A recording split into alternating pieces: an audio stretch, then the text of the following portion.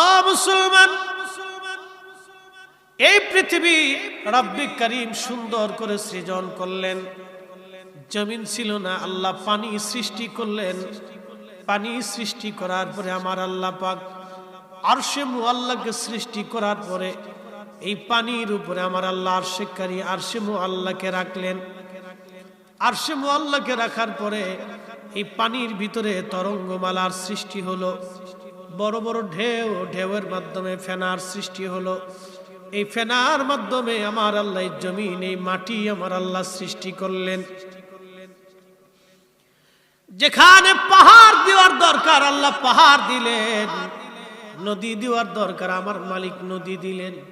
পদ্মা, মেঘনা, যমুনা, পৃথিবীর বড় বড় নদী, ওই দজলা নদী বলেন, ফরাত নদী বলেন, নীল নদ বলেন, মরুভূমির ভিতর দিয়ে, আমাজন জঙ্গলের ভিতর দিয়ে, সুন্দর বনের ভিতর দিয়ে আল্লাহ পাক ক্যানেল, খাল কেটে দিয়েছেন আমার আল্লাহ। শত হাজার হাজার বছর আগে আমার আল্লাহ খাল কেটে দিলেন। যেখানে জঙ্গলের প্রয়োজন, মরুর প্রয়োজন, মরুদ্যানের প্রয়োজন, ফসলি জমির দরকার আমার মালিক আল্লাহ দিলেন। বরুড়ার মুসলমানের আরে মাইকের আওয়াজ বহুদূর যায়। অনেকে ভেবেছে হুজুর এত রাত্রে মাহফিল, কি জন্য আমরা বসে থাকব? কিন্তু আপনি জানেন না এটা জান্নাতের বাগান। শুধু বাগান না, আমরা এখন সবাই আল্লাহর মেহমান, রব্বে কারীমের মেহমান। আমরা আপনার বাড়িতে অনুষ্ঠান হলে আপনি চিন্তা করেন কাকে মেহমান বানাবেন, চিন্তা থাকে কোন আত্মীয়কে দাওয়াত দিবেন। বেছে বেছে আত্মীয় স্বজন দাওয়াত দেন, বিভিন্ন জায়গা থেকে আত্মীয় স্বজনরা আসে, আপনার বাড়ি মেহমান হিসেবে আপনি খাবার দেন, তারা খেয়ে দিয়ে সম্মানের সাথে চলে যায়। এ মুসলমান, এই মাহফিল আল্লাহর জান্নাতের বাগান। আল্লাহর জান্নাতের বাগানে যারা বসে থাকে তারা আল্লাহর জান্নাতি মেহমান। আল্লাহ এখানে নাম লিস্ট করে করে, বাছাই করে করে আমার আল্লাহ এখানে দাওয়াত দিয়ে আপনাকে যাকে কবুল করেছে রাত 12টার সময়, তারাই শুধুমাত্র এই বাগানে বসে আছে। কথা বলেন ঠিক কিনা? শুধু এতটুকুন বুঝে যাবেন যে আমরা মর্যাদাপূর্ণ কেন। আপনার বাড়িতে একটা অনুষ্ঠান যদি হয়, ছেলের বিবাহ, নাতির মুসলমানি, খাতনার অনুষ্ঠান যদি হয়, উলিমার অনুষ্ঠান, ফাতিহার অনুষ্ঠানে আপনি নাম লিস্ট করেন কাকে কাকে দাওয়াত করা হবে। আপনি লিস্ট করে করে দাওয়াত করে নিয়ে গেলেন। আল্লাহ পাক লিস্ট করলো আমার কোন বান্দা আমার জান্নাতের বাগানে আসবে। কি দাম আমাদের, কি দামি মেহমান আমরা। নবীজি বললেন সাহাবীরা জান্নাতের বাগান দেখে না পাও, ওই বাগানে বসা। সাহাবীরা বললেন হুজুর মারিয়াদুল জান্নাত, জান্নাতের বাগান কি? নবীজি জবাব দিলেন হিলাকুজ জিকির, জিকিরের বৈঠক, আল্লাহর বেহেশতের বাগান। একবার জোরে বলা যাবে কি সুবহানাল্লাহ? দলবদ্ধভাবে দোয়া করা, এটা কার জিকির? কার জিকির? আল্লাহ। তাহলে আজকে যারা বেদাত বলতেছে মূলত ওরাই হলো অরিজিনাল বেদাতি। কথা বুঝেন নাই মনে হয়? বুঝে বাড়ি যাওয়ার দরকার। এ বরুড়ার মুসলমানেরা, রাজা মারার বাবাজিরা রে, মাইকের আওয়াজ যতদূর যায়, এই পৃথিবী আল্লাহ খুব যত্ন করে ভালোবেসে আল্লাহ বানাইলেন। আচ্ছা বলেন আল্লাহ কি আমাদের মুখাফিক কি? আমরা সবাই আল্লাহর মুখাফিক কি? আল্লাহ বলেন কুল হুয়াল্লাহু আহাদ আল্লাহুস সামাদ। আমি আল্লাহ কারো মুখাফিক কি না, সব আমি আল্লাহর মুখাফিক কি? তাহলে আল্লাহর এত দায় ঠেকছে কি আপনার জন্য বৃষ্টি দিবে? আল্লাহর এত ঠেকা ঠেকলো কি আপনার জন্য ফলমূল দিবে? আপনার আল্লাহর এত ঠেকা ঠেকলো কি আপনার জন্য ওষুধ বানায় দিবে? আল্লাহর এত ঠেকা ঠেকলো কি আপনাকে আল্লাহ সৌন্দর্য দিবে? আল্লাহ আপনাকে ভালোবাসে, ভালোবাসে, ভালোবাসে। একটা সন্তানকে মা যেমন কলিজার ভিতর থেকে ভালোবাসে, আমরা অনেকেই ভালোবাসি। আমাদের ভালোবাসা আর মায়ের ভালোবাসা কিন্তু এক না। কথা বলেন না কেন? আমার দেশের যে মেয়েরা, আমার দেশের যে ছেলেরা বাবার অনুমতি ছাড়া, মায়ের অনুমতি ছাড়া অন্য পুরুষেরা হাত ধরে যারা ঘর থেকে বের হয়ে যায়, অন্য মেয়েটাকে ঘর থেকে নিয়ে চলে আসে। এ যুবকের যুবতী, তুমি জানো না তুমি সন্তানের মোহাব্বত বাবার কলিজার ভিতরে এত বেশি, তুমি যার হাত ধরেছো তার মোহাব্বত ক্ষণস্থায়ী সামান্য সময়ের জন্য, আর তোমার বাবার মোহাব্বত অনধিকাল পর্যন্ত চলতে থাকবে। মেহেশরের মাঠেও একটা বাবা যদি জান্নাতে যায় চিন্তা করবে, আহা আমার সন্তানদেরকে যদি নিয়ে যেতে পারতাম। এই মায়ের ভালোবাসা বেশি। পৃথিবীতে একটা মা সন্তানকে কলিজার ভিতর থেকে ভালোবাসে, কলিজার ভিতর থেকে ভালোবাসে। আল্লাহর নবী একদিন মেলার মধ্যে চলে গেলেন, বাণিজ্য মেলা হলো মদিনাতে। সাহাবায়ে কেরাম দেখলেন একটা মহিলা একটা বাচ্চাকে জড়িয়ে ধরে কাঁদতেছে। নবী বললেন, সাহাবীরা রে, ওই মহিলা কেন বাচ্চাটাকে জড়িয়ে ধরে কাঁদে, বলবা কি? সাহাবীরা বলেন, ইয়া নবী আল্লাহ, এই জন্য কাঁদে গো নবীজি, এই জন্য কাঁদে যে ওই মহিলার বাচ্চা মেলার মধ্যে হারিয়ে গিয়েছিল, ওই বাচ্চাটাকে সে খুঁজে পাইছে। মা সন্তান পাওয়ার আনন্দে জড়িয়ে ধরে ধরে মা কাঁদতেছে, জড়িয়ে ধরে ধরে মা কাঁদে। হুজুর, এই কান্না আনন্দের কান্না, এই কান্নাটা খুশির কান্না। আল্লাহ নবী ডাক দেয় বলেন, সাহাবীরা রে, তোমরা জানো আল্লাহ পাক ভালোবাসাটাকে 100 ভাগে ভাগ করলেন। একটা ভাগ আল্লাহ পাক তামাম সৃষ্টির মধ্যে আল্লাহ দিলেন, মায়ের হৃদয়ের ভিতরে আল্লাহ সন্তানের প্রতি ভালোবাসা দিলেন। এই জন্য দেখবেন একটা মা শীতের মধ্যে রাত্রিবেলা ঠান্ডায় মা ঘুমায়, কিন্তু বাচ্চাটাকে মা কম্বল কাঁথা দিয়ে জড়িয়ে ধরে রাখে। আল্লাহ কোরআনে বললেন, রাব্বির হামহুমা কামা রব্বায়ানি সগীরা। আল্লাহ বলেন, আলহামদুলিল্লাহি রাব্বিল আলামিন, আমি সেই আল্লাহর আলহামদুলিল্লাহ, সমস্ত প্রশংসা সেই আল্লাহর জন্য। কোন আল্লাহ? কে আল্লাহ? কি আল্লাহ? কোন আল্লাহ? কে আল্লাহ? কি আল্লাহ? তার পরিচয় আল্লাহ পরের অংশ দিয়া বললেন, আলহামদুলিল্লাহ সেই আল্লাহ রব্বিল আলামিন,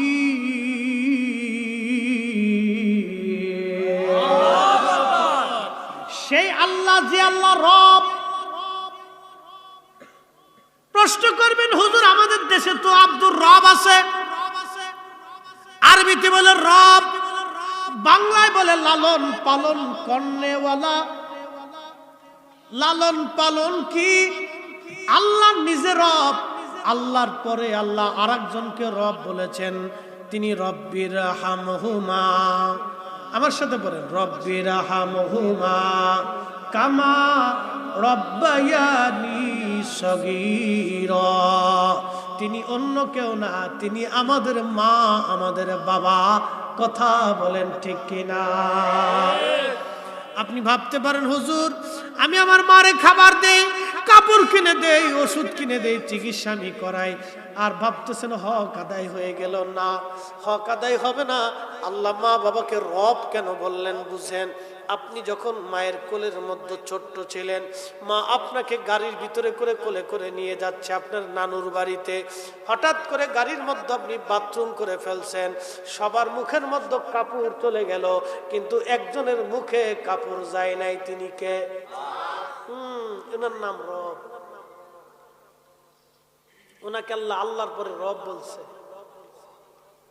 লালন পালন করনে বলা বলছে। সবার মুখের মধ্যে কাপড় চলে গেল, বাচ্চা বাথরুম করে দিছে, বন্ধ।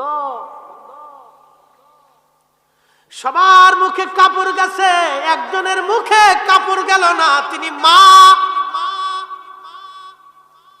তিনি মা।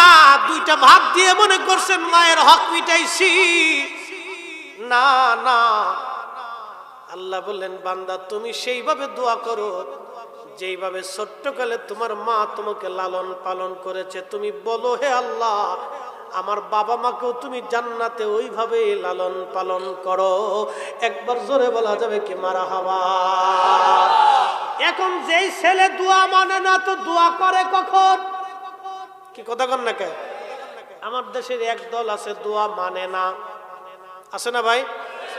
দোয়া মানে না, তার মানে যে দোয়া মানে না এটাই হলো অরিজিনাল শব্দ, বেশি ভণ্ড। যারা বলেন ঠিক না বেশি? আমরা ভণ্ড না ওরা ভণ্ড? ওরা ভণ্ড।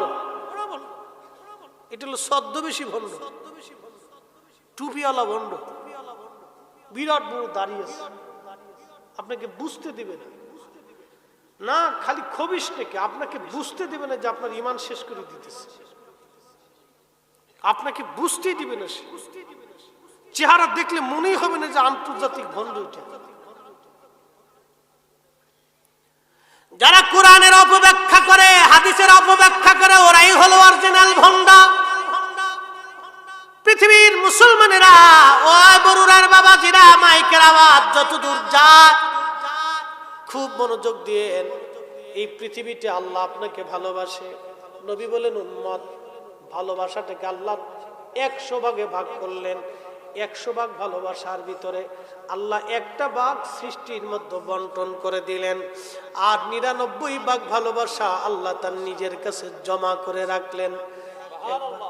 না হয় নাই? আরো জোরে আপনারা খুশি না বেজার? খুশি। কিন্তু আল্লাহর ভালোবাসা পাইতে হলে কি করা লাগবে? আল্লাহ একটা সূত্র দিয়ে দিছে। আমরা সুন্নিরা বারবার বলি, অনেকে বুঝে না, বলে না সব বেদাতি বেদাতি বেদাতি বেদাতি। কুল ইন কুনতুম তুহিব্বুনাল্লাহা ফাত্তাবিউনি। আল্লাহু আকবার। ইউহিব্বুকুমুল্লাহু ওয়া ইয়াগফির লাকুম যুনুবাকুম আল্লাহু গফুর। আল্লাহু গফুরুর রহিম।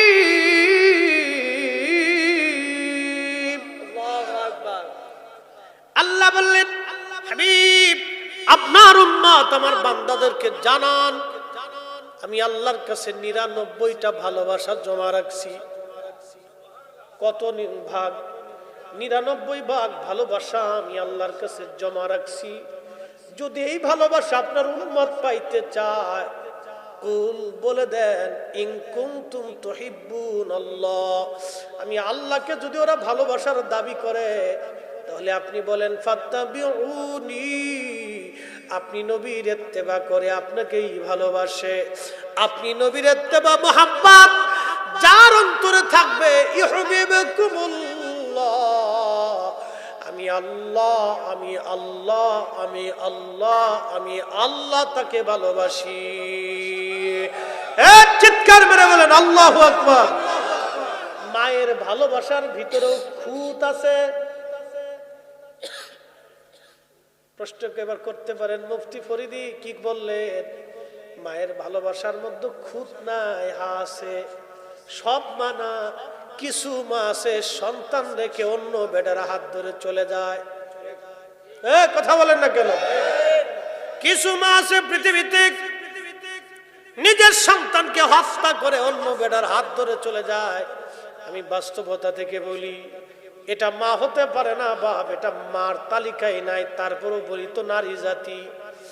তার ভালোবাসার মধ্যে খুঁত আছে, কিন্তু একমাত্র যেই দুইজনের ভালোবাসার মধ্যে কোনো খুঁত নাই, প্রথম নম্বরে আল্লাহ, 2 নম্বরে নবী। কথা বলেন ঠিক কিনা? আল্লাহ নবীর ভালোবাসার মধ্যে কোনো খুঁত নাই। আল্লাহ ডাকতে বলেন, হাবিব ওই 99 গুণ ভালোবাসা দিয়ে আমি আমার বান্দাকে ভালোবাসবো যদি আপনাকে বাসে। না আসতে হয়ে গেছে, আরো জোরে, আরো জোরে বলেন না ইয়া রাসূলুল্লাহ। তাহলে বলেন আমরা সুন্নিরা নবীর কথা বলি, আল্লাহ পাইতে হলে নবী পাওয়া লাগবে। কাজী নজরুল দাড়ি নাই মোছ নাই, কিন্তু জানেন তো, এবার বুঝে নেন কাজী নজরুল কত সূক্ষ্মদর্শী ছিল। আমি তো আপনাদেরকে কোরআনকে ব্যাখ্যা করে শোনাচ্ছি, কাজী নজরুল কত সূক্ষ্মদর্শী একজন মেধাবী আশিক রাসূল ছিল। চিন্তা করেন কবিতার ছন্দে কি চমৎকার কথাই না লিখে ফেলছেন। আল্লাহকে যে পাইতে চায় হযরতকে ভালোবেসে, আরশ কুরসি লৌহ কলম না চাহিতেই পেয়েছে সে। কি চমৎকার! আল্লামা ডাক্তার ইকবাল পাকিস্তানের লাহোরে বসে বসে কবিতার ছন্দে লেখলেন, মগজ কোরআন রূহে ঈমান জানে দিন হাসতে হুব্বে রাহমাতুল লিল আলামিন। কোরআনের মগজ বলো, ঈমানের রূহ বলো। আবার বলি, কোরআনের মগজ, ঈমানের রূহ, ধর্মের প্রাণ। কোরআনের মগজ, ঈমানের রূহ, ধর্মের প্রাণ বলো।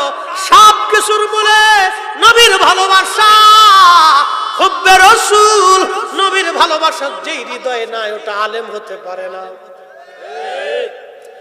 নবীজির তাজিম তাকরিম যাদের অন্তরে নাই, ও শাইখুল হাদিস হতে পারে না। কথা বলেন ঠিক কিনা? এ প্রিন্সিপাল যত হক, মুফতি আজম, ফকিহে মিল্লাত, আরো আল্লাহ বাংলা সাংলা, কত অভাব নাই, নাম দিছেন হাকিমুন নফস, কিন্তু ফ্যাটটা খুব মোটা। আচ্ছা আপনারা কোন তো, ফ্যাট মোটা হইলে সে আবার হাকিমুন নফস কেমনে হয়? ফ্যাটটা যে মোটা হয়েছে, খাইয়ে না না খাইয়ে? তো খাইয়ে যদি ফ্যাট মোটা করলে হাকিমুন নফস কেমনে হয়? নফসের হাকিম কেমনে হয়? নফসের হাকিম তো সেই হবে ইমাম গাজ্জালির মতো, না খাইতে খাইতে পেট আর পিঠ একসাথে হয়ে গেছে।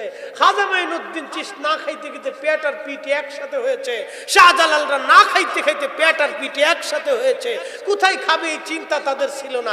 এরা ছিল হাকিমুন নফস। এমনকার পেট খাইয়ে পেটটার মুড়া বানাইয়া একবারে বিরাট বড় হাকিমুন নফস হয়ে গেছে। তার মানে বোঝা গেল এটাও ধোঁকা। কথা বলেন ঠিক কিনা? এগুলিও ধোঁকা। ও মুসলমান, খুবই মনোযোগ। কষ্ট হচ্ছে আপনাদের? 10-20 মিনিট চাইছিলাম, হয়ে গেছে, কিন্তু আর 15 মিনিট দিবেন আপনারা আমাকে? আচ্ছা ইনশাআল্লাহ। নারে তাকবীর। না, এই অনুমতি নিয়ে নিতেছি, কারণ আপনাদের কষ্ট হবে, আবার বেশি রাত করে আপনাদের কষ্ট হবে তাও না। খুব ইম্পর্টেন্ট। আমি যা বলি এটা খুব অল্প সময় অনেক কথা বলার চেষ্টা করি, মানে অল্প সময় আমি অনেক কিছু বোঝানোর চেষ্টা করি, কারণ এত হাতে তো সময় নাই বাপ, এত হাতে সময় নেই, এত টাইম নষ্ট করার টাইম হাতে নেই। উম্মত অনেক এখন তো দিক বিদিক বিক্ষুণ্ণ হয়ে গেছে। অনেকে রাস্তা মানে মাঝে আফসোস করে বলে, হুজুর কোথায় যাব, কার কাছ থেকে সঠিক কথা বলবো? একটা কথা আল্লাহ কোরআনে বলে দিয়েছেন, ইহদিনাস সিরাতাল মুস্তাকিম সিরাতাল্লাযিনা আনআমতা আলাইহিম। চালাও সে পথে, যে পথে তোমার ওলিরা গেছেন ঘুমিয়ে, যে পথে তোমার প্রিয়জন গেছেন চলি। প্রিয়জন কারা? শাহজালাল, শাহপরান, শাহ মাকদুম, শাহ আলী বুগদাদি, খানজাহান আলী, কমরউদ্দিন রুমি, হযরতে শাহ সুফি ফতে আলী, নূর মোহাম্মদ নিজামপুরি, হযরত মুজাদ্দিদ আল ফসানি, শেখ আব্দুল হক, শাহ ওলিউল্লাহ, শাহ আব্দুর রহিম মুহাদ্দিস দেহলভী, হযরতে খাজা বাকিবিল্লাহ, খাজা মাইনুদ্দিন চিশতি, গাউসে পাক মহিউদ্দিন আব্দুল কাদের জিলানী, খাজা বাহাউদ্দিন নকশবন্দ বুখারী, ইমাম আবু হানিফা, ইমাম শাফি, ইমাম হাম্বলি, ইমাম মালিক, এই সমস্ত উলামায়ে মুতাকাদ্দিমিন মুতাআখিরিন সালফে সালিহিন, নুজাবা, নুকাব, ওলি, আউলিয়া, কুতুব, আল্লাহর ওলিরা যেই পথে গেছে, এই পথ হলো ইহদিনাস সিরাতাল মুস্তাকিম। যেই আকীদায়, যেই ইমানে, যেই কাজে তারা কবরে চলে গেছে, এটাই হলো নাজাতের রাস্তা। কথা বলেন ঠিক না?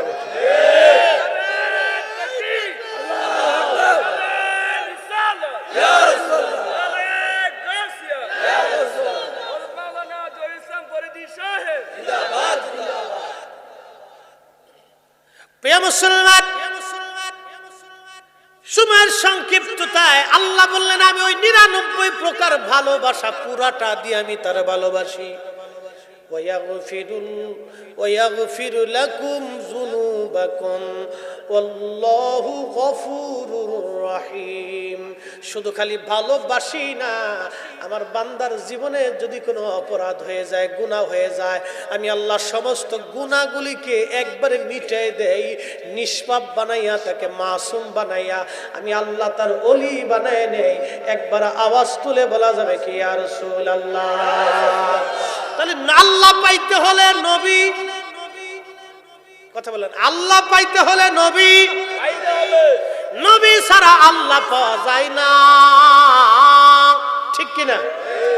এই জন্য আমরা সুন্নিরা আমাদের যত গুনাহ হোক না কেন, ইয়া নবী সালামু আলাইকা বললে আমরা আর বসতে পারি না।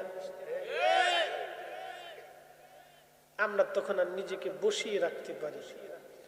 যারা নিজেকে বসিয়ে রাখে তারা অনেক বড় ইবাদত গুজার, মানে এত ইবাদত করছে যে ইবাদত করতে করতে বুজুর্গ আলাইহিস সালাম এত পরিমাণে হয়েছে যে শয়তানের চাইতে বেশি করে আলাইছে। হ্যাঁ, ওরে সর্বনাশ, একবারে সেজদাত যে ফরছে আর উড়ে না, ফুরিয়ে রয়েছে। এইরকম সেজদা দিতে দিতে কপালে খুব সুন্দর দাগু পড়ছে, মাশাআল্লাহ, ফুলে টেবা হয়ে গেছে। আচ্ছা ভালো কথা, ফুলে টেবা হয়েছে, ভালো করছে, করুক, অসুবিধা নেই। কিন্তু আমার প্রশ্ন হলো, এই ফাগরি সাগরি বান্দা নামাজ কালাম পড়ার পরে এরপরে এসে আল্লাহ রসুলের সাথে বিয়াদবি করে, হাই হাই হাই, কেমনে বুঝাবেন বলেন তো? আজকের আমাদের চেয়ারম্যান মহোদয় যদি চিন্তা করেন, কালকে রাজা মারায় 50 মণ দুধ সবাই ফিরিয়ে দিব, তো দুধ খাওয়ার জন্য নেওয়ার জন্য সবাই ঘটি কম্বল লাঠি লুডা মোডা বদনা বালতি যা আছে নিয়ে এসেছে। বাঙালি ফিরি পাইলি তো আলকাতরা সাইডে দেখে যে এটা ঠিক আছে কিনা দেখি। তো চেয়ারম্যান সাহেব ওই আপনার 50 মণ দুধের লগে এক পেয়ালা গরুর মুতও ছেড়ে দিছে। গরুর প্রস্রাব সারার পরে, আচ্ছা বলেন 50 মণ দুধ কেউ কি নেবে? না। এক পেয়ালা গরুর প্রস্রাব 50 মণ দুধকে হারাম করে দিল, কিন্তু 50 মণ দুধে এক পেয়ালা গরুর মুতকে হালাল করতে পারে না। তার অর্থটা বুঝে যাবেন।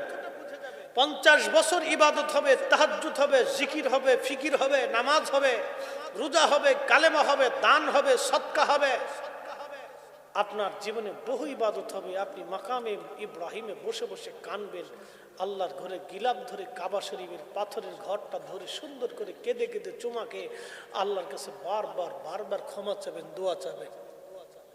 খোদার কসম করে বলি, 50 মণ দুধের ভিতরে এক পেয়ালা গরুর মুত প্রস্রাব ছেড়ে দিলে যা হয়, 50 বছর ইবাদত করে নবীর সাথে বেয়াদবি করলে তাই হয়।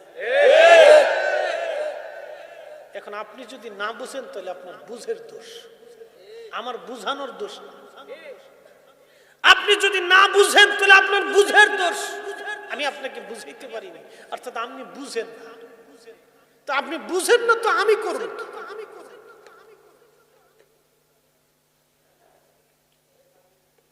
আপনি না বুঝলে আমি করব কি? ইমামুল আজম আবু হানিফা 100 বার আল্লাহ তাকে স্বপ্ন দেখাইছে। কতবার? তাহলে আল্লাহ তারে ভালোবাসে না নাকি বলে? এই লোকটা মদিনায় যাওয়ার পরে 7 দিন পরে ইমাম মালিক রে বললেন, মালিক আমাকে বিদায় দাও, মদিনার থেকে চলে যাও। ইমাম মালিক বলতেছে, হুজুর বলেন কি, আপনার মতো এত বড় ইমাম মদিনায় 7 দিন মাত্র থেকে চলে যাবেন? মদিনায় কত মানুষ এসে সারা জীবন মদিনা কাটাইতে চায়, আর আপনি চলে যেতে চান? ইমাম আজম আবু হানিফা ডেকে বলে, ইমাম মালিক রে, আমি তো একজন মানুষ, কি করে আমি মদিনাতে থাকবো বলো তো? আমি তো মারা যাব। বলে, হুজুর কি হয়েছে আপনার?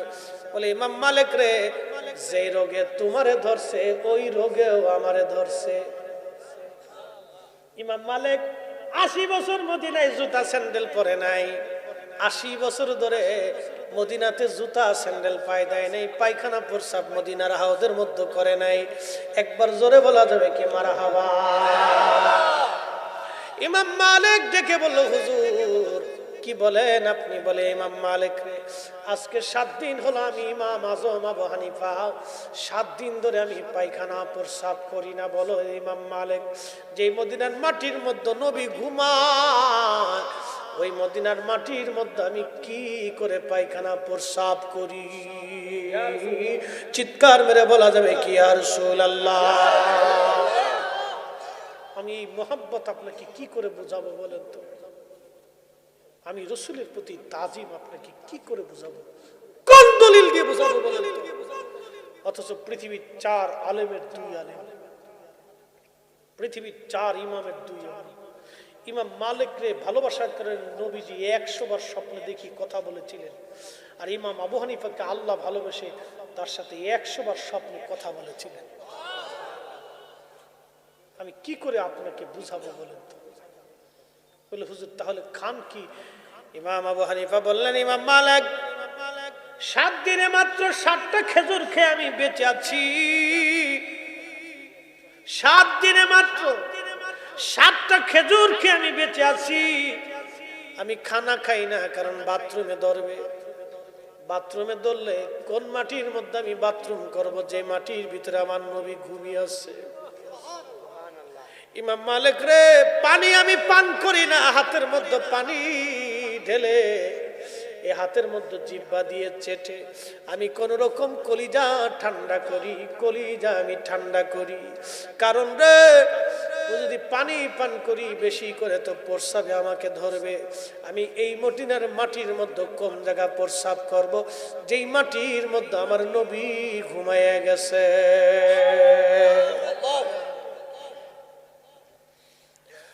মুসলমান, সেই কঠিন মেহশরের কথা আপনাকে কি করে বুঝাবো?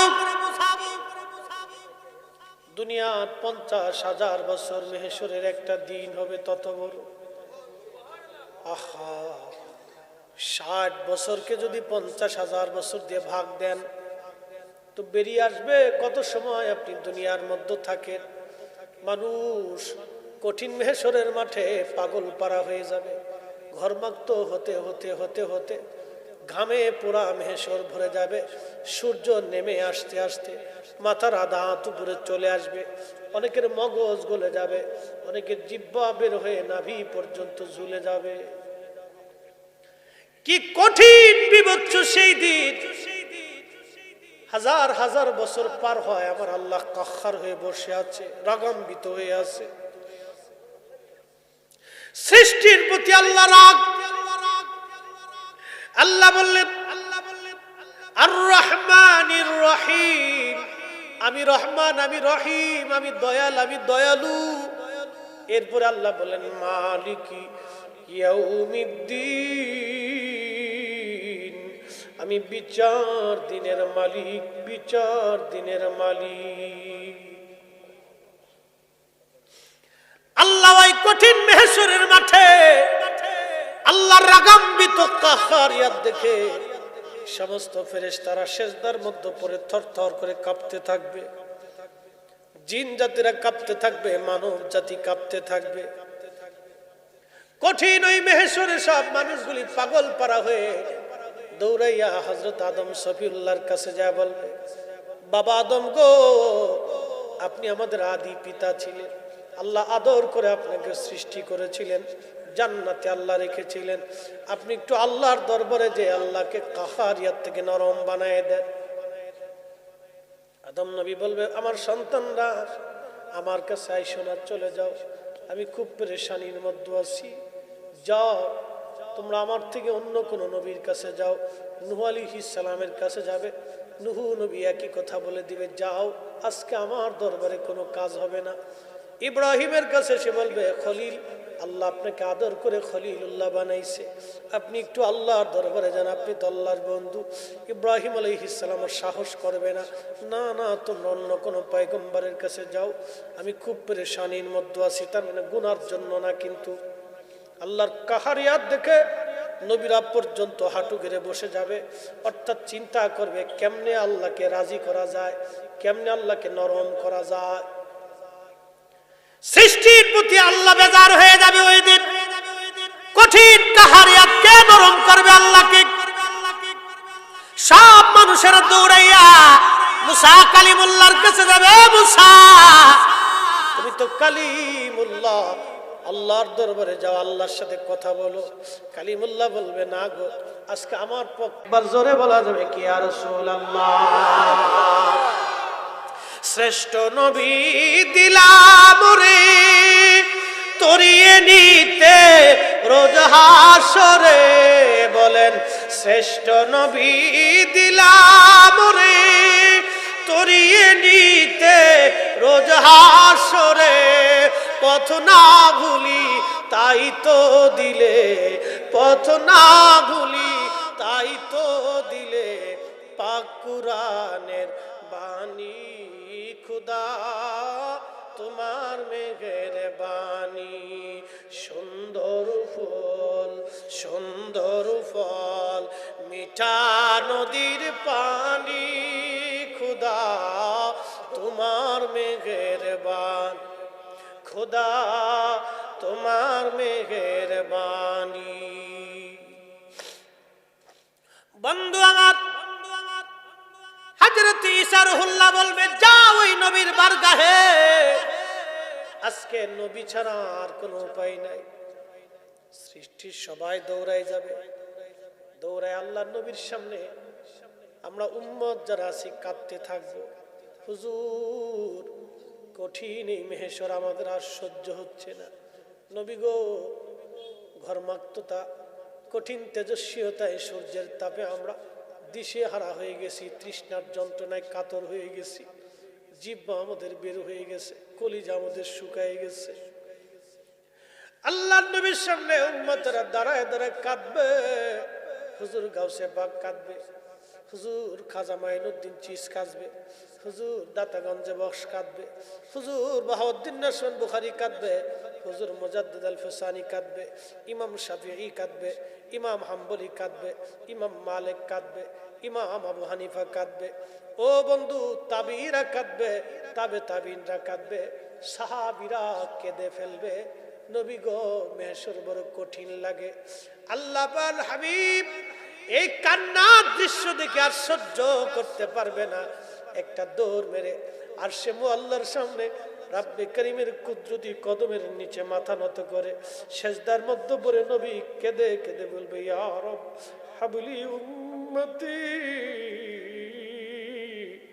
ইয়া রব হাবলি উম্মতি। আল্লাহ আমার উম্মতের হবে কি, আমার উম্মত গুনাহগার, আমার উম্মত গুনাহগার, ইয়া রব হাবলি উম্মতি, আমার উম্মত বড় গুনাহগার আল্লাহ, আমার উম্মত বড় গুনাহগার আল্লাহ। আল্লাহ ডাক দিবে হাবিব মাথা উঠান, আজকে আর কাঁদবেন না গো নবী, আপনি মাথা উঠায় দেন। হুজুর আমি কোরআনে বলেছি আসা আইয়া বাসাকা রাব্বুকা মাকামান মাহমুদা,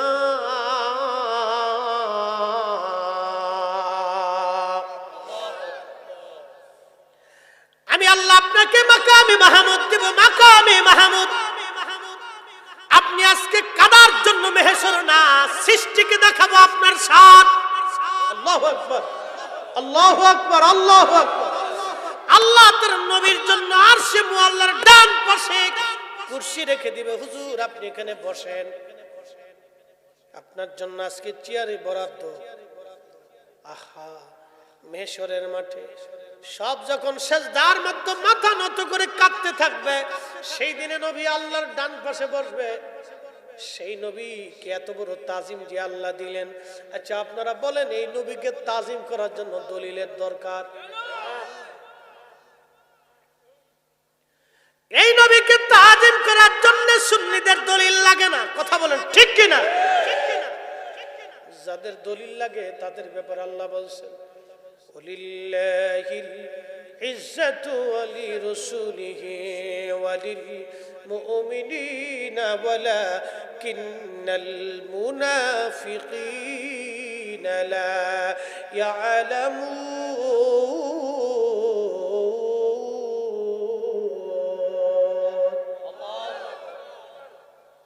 শেষ 15 মিনিট চাইছিলাম, হয়ে গেছে। আরো 15 মিনিট। আচ্ছা না, 15 মিনিট আগে শেষ হোক, তারপরে 10 মিনিট আগে, কারণ আমার ওই আয়াতের দুটো অর্থ করে দিয়ে যাব। খুব মনোযোগ। আমি আগে বলছি, আমি এই আধা ঘন্টা ওয়াজ, 3 ঘন্টার ওয়াজ আধা ঘন্টা করার অভ্যাস আছে, কারণ এটা আমাদের একটা হ্যাবিট।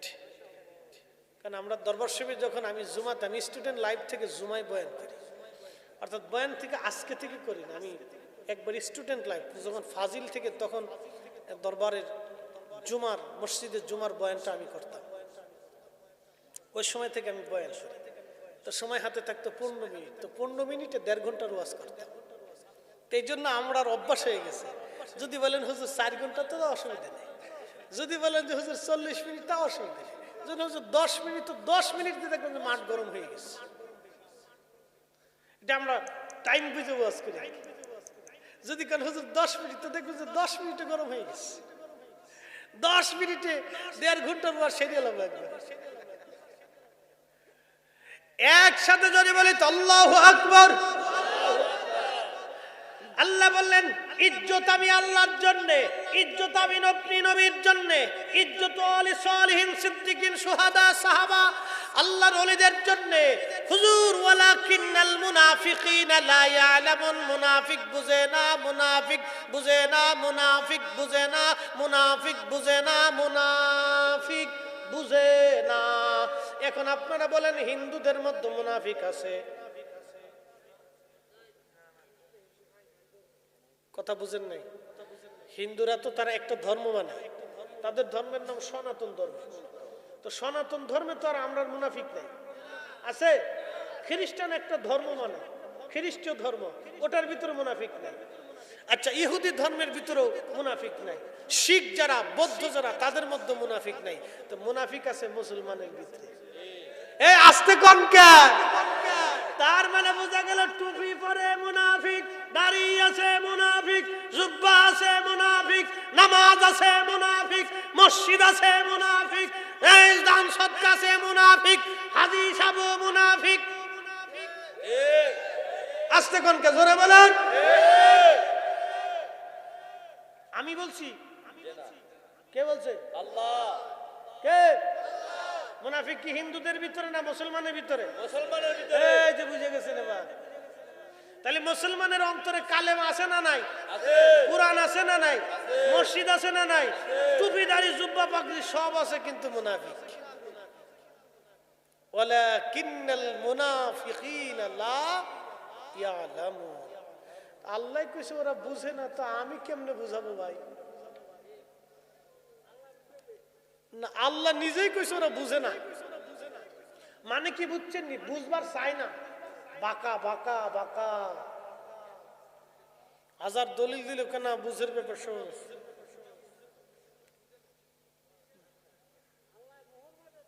এই যে জায়গা মতো পেয়ে লিখছে। এ বাজান মুসলমান, আহা, পৃথিবী একদিন শেষ হয়ে যাবে। একদিন মাটির ভিতরে হবে ঘরে, মন আমার কেন বাঁধো দালান ঘর, মন আমার কেন বাঁধো দালান ঘর। আমার ওয়াজ শেষ বন্ধু। পৃথিবী থেকে আমরা চলে যাব এই বরুড়ার রাজামারার গোরস্থান। এখানে তো গোরস্থান। এই গোরস্থানে কত মানুষ ঘুমিয়ে আছে। আমার কাছে বড় ভালো লাগলো, চেয়ারম্যান সাহেব জীবনে ইচ্ছা করেছেন তিনি একটা মসজিদ, আল্লাহর ঘরের জন্য উনি একটা ফাউন্ডেশন তৈরি করে ওনার সম্পদগুলি এখানে দিয়ে যাবে। আহা, জীবনের একটা চমৎকার একটা নিয়ত। কারণ একটা চিন্তা হৃদয়ের মধ্যে আসছে, এই সম্পদ আমি আল্লাহর পথে ব্যয় করে চলে যাব। বন্ধু, ঠিক আমরা পৃথিবী থেকে সবাই চলে যাব, শুধু চেয়ারম্যান সাহেব না। আল্লাহ বলেন, ইয়া আইয়ুহাল্লাযীনা আমানু লা তুলহিকুম আমওয়ালুকুম ওয়ালা আওলাদুকুম আন যিকিরিল্লাহ। ও বান্দা, ঈমানদার, আমি আল্লাহর জিকির থেকে তুমি গাফিল হয়ো না। সন্তানের প্রেমে পড়ে, সম্পদের মোহে পড়ে। আমি একটা নিয়ত করেছি, আমি অনেক বড় একটা মাদ্রাসা ইনশাআল্লাহ করে দিয়ে যাব। আমি আমার বড় ভাইদেরকে বলেছি, আমার জন্য একটু জায়গা নির্বাচন করে দেন, অন্তত 5 বিঘা জমি। একটা জমির উপরে আমি অনেক বড় জামিয়া মাদ্রাসা করে দিয়ে কয়েকটা সিস্টেম চালু করে দিয়ে আমি ইনশাআল্লাহ নিয়ত আছে। আপনারা যে পয়সা করে দেন, আশা করি নষ্ট করব না, কাজে লাগাই দিয়ে যাব। কারণ বহু বক্তা কবরে চলে গেছে বাপ, আহা, বহু আলেম কবরে চলে গেছে, আমরাও একদিন কবরে চলে যাব। মুসলমান, আপনাদের অনেক কষ্টের টাকাগুলি আমরা নেই। কমিটিরা মানুষের দ্বারে দ্বারে যায়, ভাই কিছু দেন, কিছু দেন। এই অনেক কষ্টের টাকা আমি নিয়ত করছি, আল্লাহ তোমার বান্দারা মানুষের কাছ থেকে এনে না আমাদেরকে দেয়, আমি এই টাকাটা নষ্ট করে যাব না, নিয়ত করে গেছি। আল্লাহ চেয়ারম্যান সাহেবকে কবুল করুন, ওনার একটা সম্পদ যেন উনি এতিমখানা মাদ্রাসা মসজিদের জন্য এরকম ভাবে যেন নিয়ত করে দিয়ে যায় সুন্নি প্রতিষ্ঠানে। আবার অন্য জায়গা দিলে কিন্তু দোয়া পাবেন না।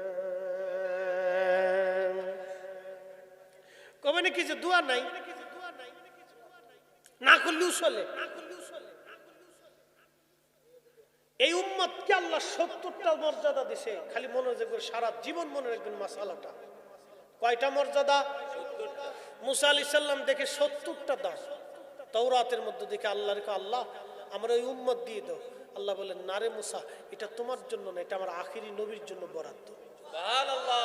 এটা আমরা এক চিৎকার মেরে বলেন আল্লাহু আকবার। এটা আমরা। তার একটা গুণ হলো উম্মতে মারহুমা। বলে মারহুমা কি?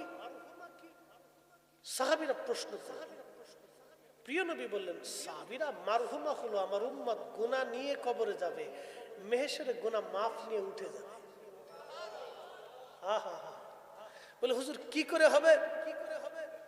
নবী বললেন, উম্মত মারা যাওয়ার পরে তার ভাই, তার বোন, তার মা, তার সন্তান, তার আত্মীয়, তার স্বজন, তার মহব্বতের মানুষ এবং তার প্রতিবেশী, গ্রামবাসী, দেশবাসী তার জন্য দোয়া করবে। ওই দোয়ার কারণে আল্লাহ তার কবর জীবনের গুনাহ মাফ করে আল্লাহ তাকে মাসুম বানাই দেবে। না না হয়েছে, আরো জোরে, আরো জোরে। তাহলে উম্মতে মারহুমা হতে হলে কি দোয়া চলবে না বন্ধ হবে? চলবে না বন্ধ হবে। তার মানে বোঝা গেল যারা আমাদেরকে দোয়া থেকে সরাইতে চায় ওরা হলো অরিজিনাল ভণ্ড। কথা বলেন ঠিক না বেঠে? হাত উঁচু করে বলেন ঠিক কিনা?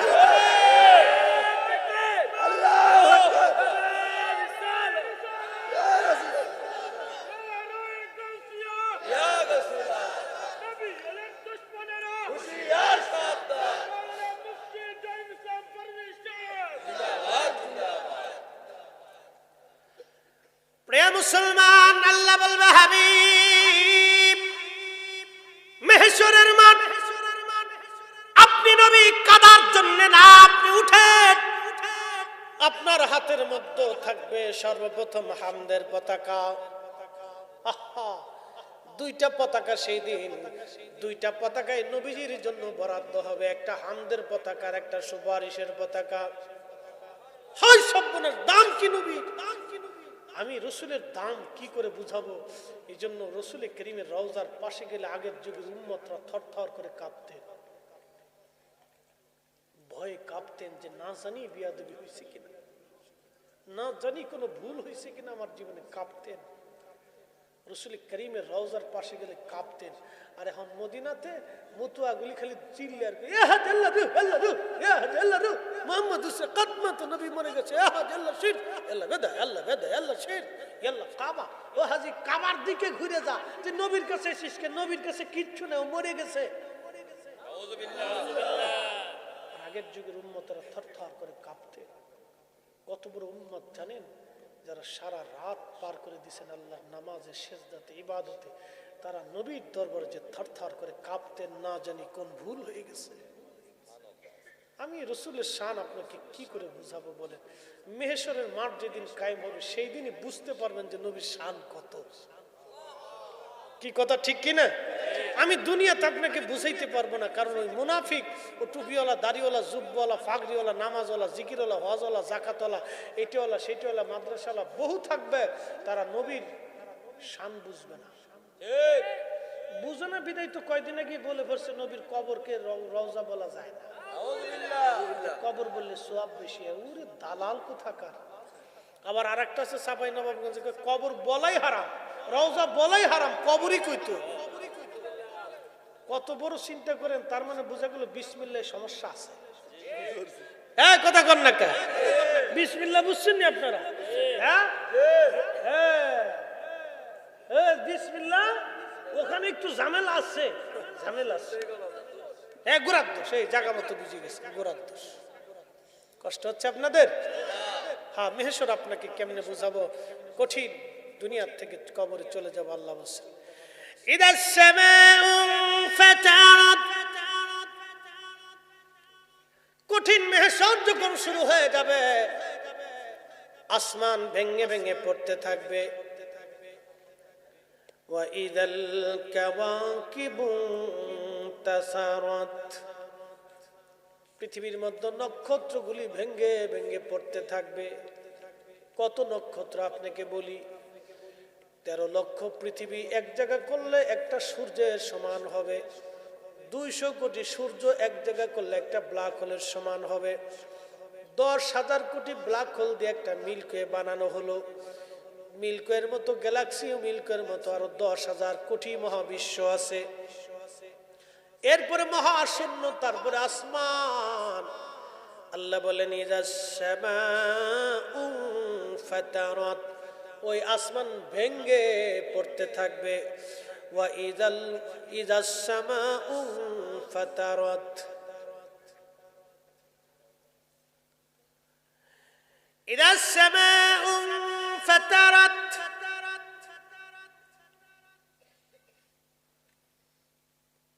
ওয়া ইদাল কাওয়াকিবু তাসারাত, ওয়া ইদাল কাওয়াকিবু তাসারাত, নক্ষত্রগুলি ভেঙে ভেঙে পড়বে। ওয়া ইদাল বিহারু ফুজ্জিরাত, সূর্য সমুদ্র উদ্দোলিত হবে। প্রশ্ন করবেন এত বড় সমুদ্র উদ্দোলিত কেমনে হলো? ইন্দোনেশিয়ার একটা সুনামির কথা আপনাদের মনে আছে? সমুদ্রের নিচে ভূমিকম্প হলো। ভূমিকম্প হওয়ার কারণে সমুদ্র উঁচা হয়ে গেল। সমুদ্রের পানিগুলি ইন্দোনেশিয়ায় আছাড় মারল। 2 লক্ষ মানুষ, একটা দুইটা না, 2 লক্ষ। পৃথিবীর একটা অনেক বড় ট্র্যাজেডি। ওয়া ইদাল বিহারু ফুজ্জিরাত, ওয়া ইদাল বিহারু ফুজ্জিরাত, ইন্দোনেশিয়ার সুনামির নিচে, সমুদ্রের নিচে ভূমিকম্পের কারণে আল্লাহ মাটি উঁচা করে দিলেন। সমুদ্রের পানিগুলি বেশি সময় না, কয়েক মিনিটের জন্য একটা আছাড় দিল। ভূমিকম্প কিন্তু কয়েক ঘন্টা হয় নাই, মাত্র কয়েক মিনিট হয়েছে। কয়েক মিনিটের একটা ছোট্ট ভূমিকম্পের জন্য সমস্ত সমুদ্রের পানিগুলি ইন্দোনেশিয়া থেকে পৃথিবীর একটা বিরাট উপকূলবর্তী এলাকায় আছাড় দিল। সব পানিগুলি একজন না, দুইজন না, প্রায় 2 লক্ষ মানুষ এই পানিগুলি ভাষায় নিয়ে চলে গেল। আল্লাহ বলেন ওয়া ইদাল বিহারু ফুজ্জিরাত, সমুদ্র উদ্দোলিত করে পৃথিবীর উপরে আছাড় মারা হবে। সব পানিগুলি পৃথিবীর উপরে আছাড় মারবে।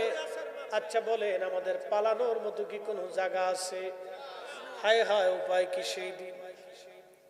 আল্লাহ বলেন ইযাস সামাউ ফাতারাত, ওয়া ইদাল কাওয়াকিবু তাসারাত, ওয়া ইদাল বিহারু ফুজ্জিরাত, ওয়া ইদাল কুবুরু বুশিরাত, সেদিন কবর ফেটে ফেটে মানুষ বের হয়ে মেহেশরের দিকে দৌড়াইতে থাকবে।